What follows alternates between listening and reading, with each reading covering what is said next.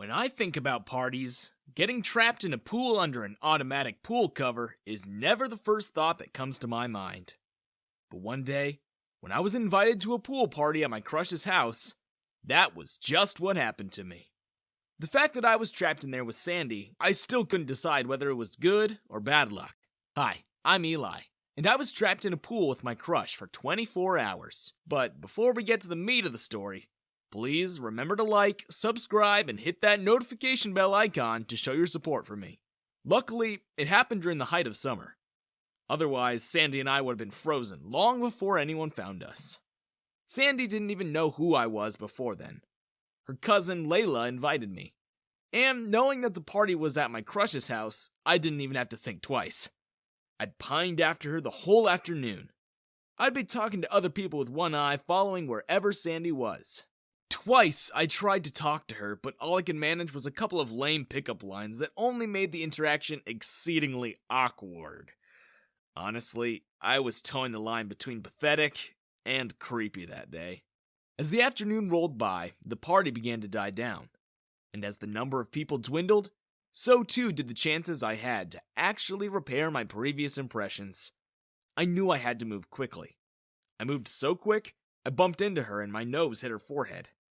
As I stood in front of Sandy, embarrassed and awkwardly rubbing my smarting nose, she said, "Are you back to give me more of your cheesy lines?"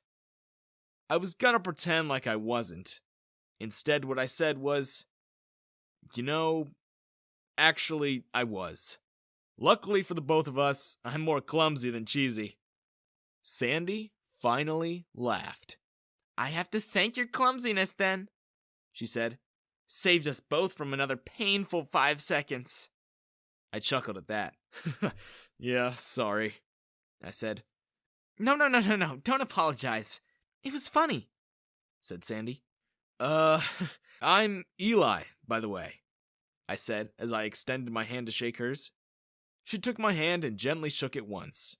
Her hands were soft and warm. "Ah, Eli, finally. You got the chance to tell me your name. I was starting to think you just came here to drop one-liners and sneak off after each one." "Alright, now you're just making fun of me." "Kinda," laughed Sandy. "But it was so deeply entertaining to see your face whenever you failed." She cocked her head to the side and smiled. Her dimples showed, and it made my ears hot. "I'm Sandy." I looked into her eyes and I replied, "Oh, yeah, I know who you are." "You mean because you're at a party at my house?" she asked. "No, because I've been waiting all day to talk to you," I replied. That made Sandy blush, and when I saw that, I felt elated. I guess she liked knowing that I was interested. When the last of the partygoers began to leave, I offered to help her clean up. I figured it would be a great way to spend some time with her and make a better impression. Best foot forward and such. Because our past interactions have all been me putting forward as awkward a foot as I could possibly manage. She thanked me for staying behind. We didn't really get much cleaning done, though. We talked and talked until the sun began to set. And then we lay by the pool and looked at the stars. We were really getting into some good rom-com stuff by then. Sandy suggested we should take another dip before we close the pool up and finally start with the long overdue cleaning of the premises. Sandy could have asked me for anything at that point. If she asked me to jump from the roof, I would have. I was simping hard. Sandy wasn't just a pretty face, she was funny. She was smart, and she talked like no other girl at school. To me, it seemed like we were on the same wavelength. Best of all, she was just as much a sci-fi nerd as I was. Sandy and I were so deep into our conversation about whether or not The Hitchhiker's Guide to the Galaxy was the greatest sci-fi comedy of all time that we didn't even notice that our dog had been trying to get our attention the whole time. After a while, we began to entertain ourselves by seeing who could stay underwater for longer. And that was our biggest mistake of the night. As we struggled to keep ourselves underwater, both keen on outdoing the other, Sandy's dog, Buster, was busy accidentally pressing the button to close the pool cover above us. When we finally went up for air, the cover had latched itself shut. "Oh no! Oh no, crap!" exclaimed Sandy. "Is there any way to open this from inside?" Shouldn't there be like a button somewhere? I said, trying to process the whole thing as calmly as I could. In all honesty, I was scared out of my mind. No, said Sandy again. There's no button. My voice raised about 2 octaves when Sandy confirmed my fears. Well, that's just unsafe, I exclaimed, in a voice that much resembled my younger sister's. You think? Replied Sandy. She tried to keep her head above water as Buster jumped up and down the cover above us, ignorant of the fact that he had potentially sentenced his human to a slow drowning. We scaled the length of the pool, looking for gaps and other possible ways we could get ourselves out. But to our misfortune, Sandy's dad paid a pretty penny for top-tier pool protection. If only the high price also included a switch for when you get trapped under it. We screamed and called out. But no one came. That was one clear downside of living at the edge of town, I guess. At first, the horror of the situation didn't sink in. We were still calm and collected. We spent the first few minutes just looking for stuff to do, sharing stories and getting to know each other as if we were on a date. It was kind of fun, I guess. If anything was going to make my crush remember me, it was that. I wish we'd at least taken some Uno cards with us down here, I lamented. Uno? Seriously? Who even plays Uno anymore? Said Sandy. I do. I play Uno. You're so weird. I was not about to take Sandy's slight on the card game lying down. Or halfway floating, for that matter. I'll have you know, a lot of people play Uno. I laughed. Maybe you're the weird one. Tsk, tsk. And you were doing so well. Now you've gone down in my estimation. Oh, I have, haven't I? Sandy splashed my face with pool water, and I welcomed it with delight. Yes, yes, that's all I need right now is more water. We soon grow bored of picking at each other, and as minutes turned into hours, panic began to really set in. Sandy began to shiver, and I saw how wrinkled her fingers became. I held her close and told her that everything was going to be all right. When did you say your parents would be back? I asked her. Not until Monday, she said, and that filled me with dread. If the only people that could save us were Sandy's parents, we'd probably be dead by the time they got home. I fell in love with Sandy that night, and I knew I wanted to spend the rest of my life with her. But I didn't think the rest of my life was going to be that short.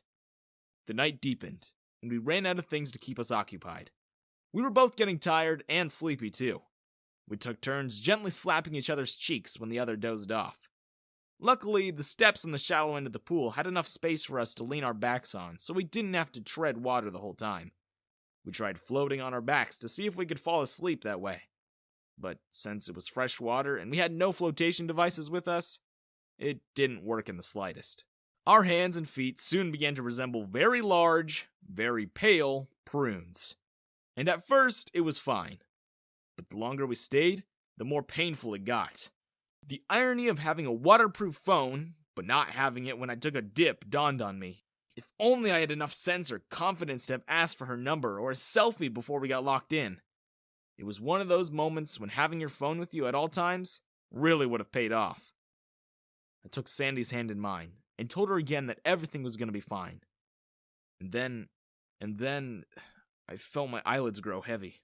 We must have fallen asleep, because when I woke up, it was bright out, and I could hear someone's voice from above us. Layla was panicking. Open up! Open up! Hurry up, you stupid piece of crap! She kept saying. And then, to herself, she muttered in horror. Oh my God! Is she dead? Are they dead? Sandy! Sandy! My voice was hoarse, and when I answered Layla back, it sounded more like a croak when I said, Layla, we're alive, I think. If this isn't heaven yet. You stupid prick, answered Layla through the slowly moving pool cover. Is Sandy okay? I could feel the pool's pebbles had imprinted themselves on my back where I leaned into the wall for support. I shook Sandy awake, and the moment she fluttered her eyes open, she gasped for air and yelled, Help! Help us! We're trapped in here! I know, Sans. I'm here, replied Layla from above us. This darn thing opens up so slow. When the pool cover eventually opened up enough, I pushed Sandy upwards and Layla dragged her the rest of the way.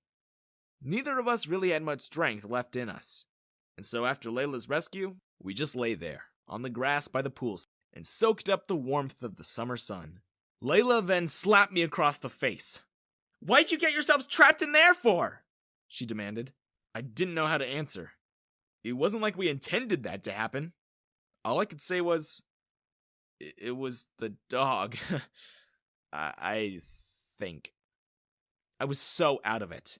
I wasn't even sure if I was still speaking the same language as Layla. She just fixed me a disapproving look, and I passed out again. I heard Sandy got an earful from her parents. Not just for almost drowning to death, but also for throwing a party when they were away. My parents were just as hard on me. But at least the whole ordeal resulted in our parents becoming friends after things settled down. We did end up dating. Sandy and I mean. I guess it's true. When people go through something traumatic together, it bonds them. And I'm happy to tell you that Sandy and I just celebrated our 3rd year anniversary last week. Her parents don't hate me as much anymore.